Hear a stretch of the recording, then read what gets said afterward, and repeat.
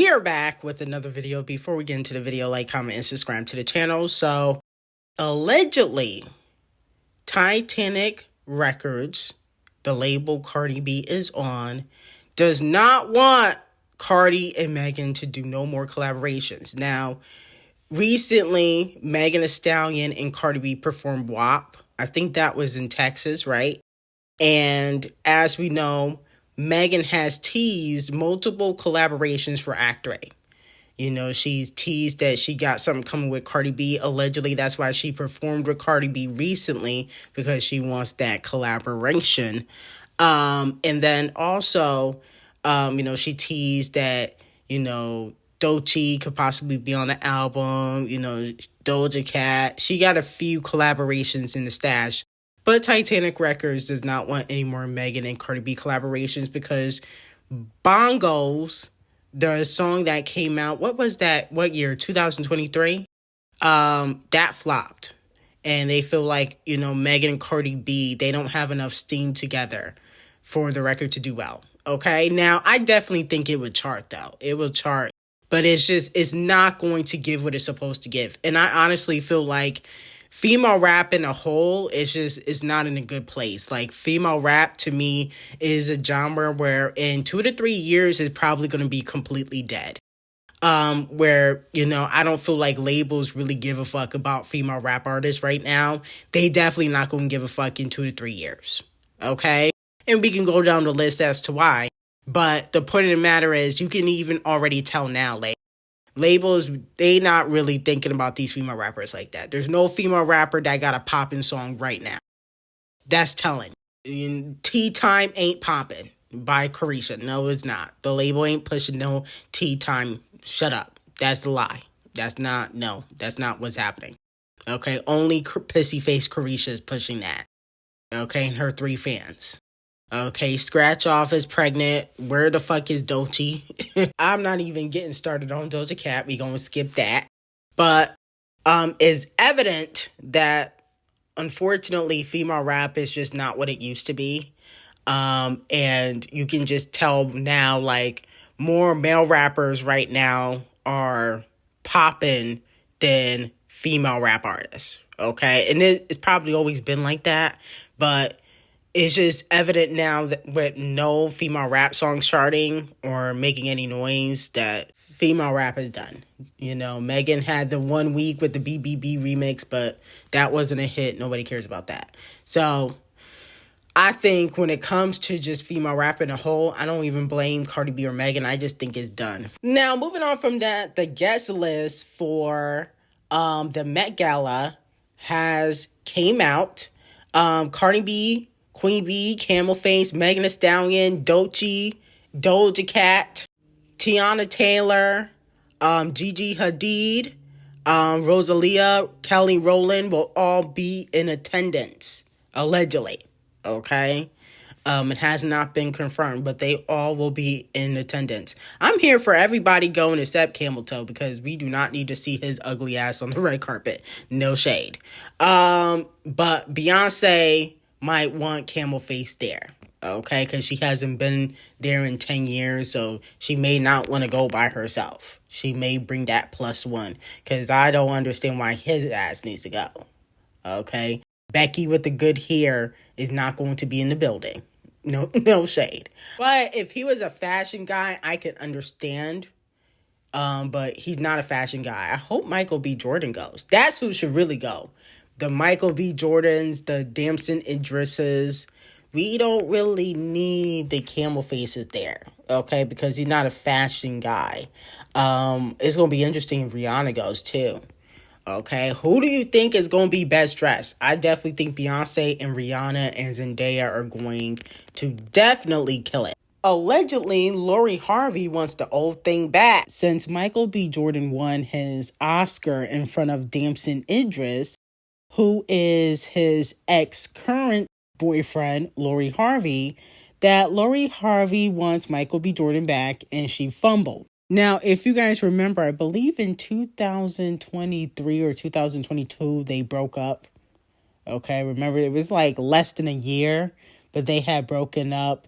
There was a lot of speculation as to why the breakup happened. A lot of people were saying, oh, Lori Harvey, she just didn't want to settle down.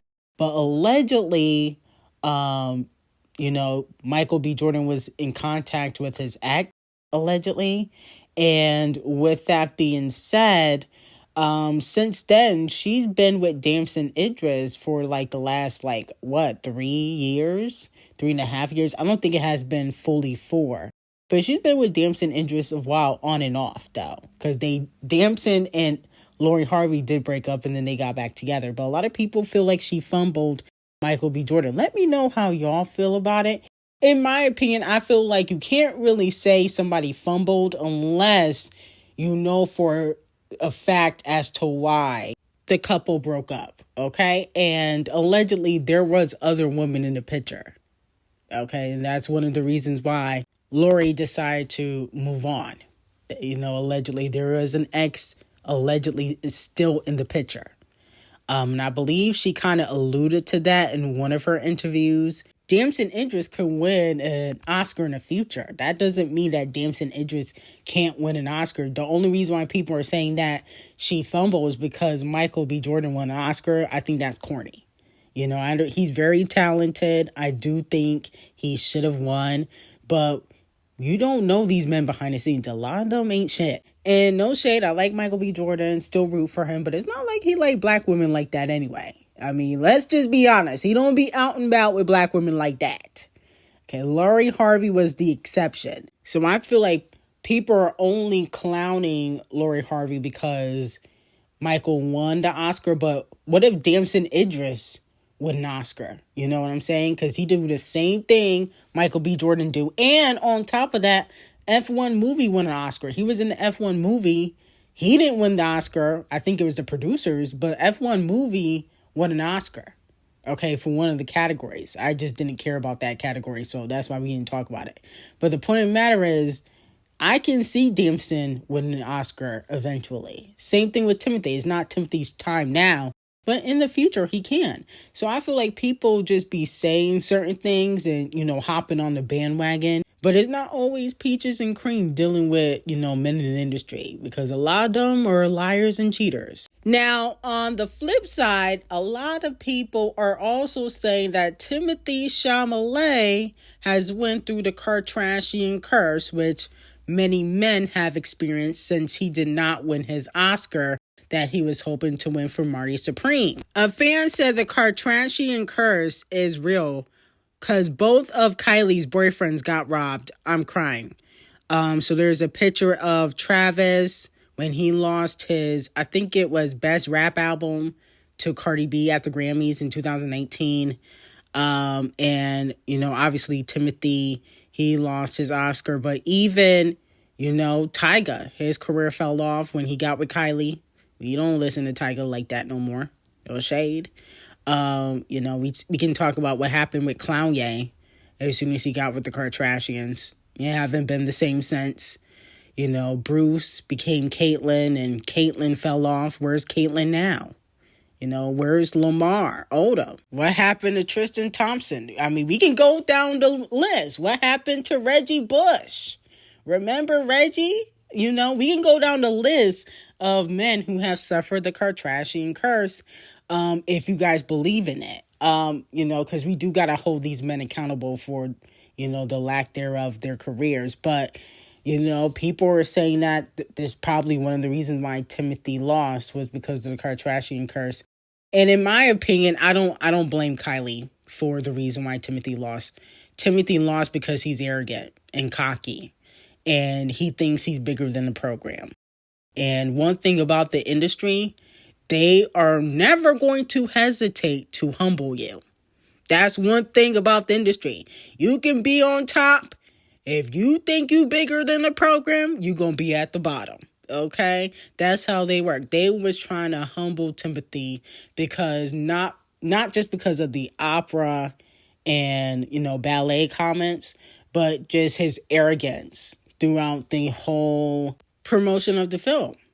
He was, trying to dress black or dress urban, which I don't think that they liked. He was in interviews saying how this movie is Oscar winning and he's coming for that spot. He was alluding to winning the Oscar in several interviews. And other people like Ryan Coogler said he didn't care about the Oscars, even though he probably do. Ryan Coogler and Michael B. Jordan are way more humble. Even Sean Penn, you can clearly tell he didn't give a fuck about the Oscars. He wasn't even there. Okay? But, Timothy, for like the last, I would say, 6 months, even before the movie came out, because I think it came out in December, he was, alluding that he was going to win the Oscar and doing all this press with Drewski and making rap songs, so I think they felt like he was doing too much. That's what it was given. Now, there has been some speculation that Doja Cat will reunite with her father, who she has called out.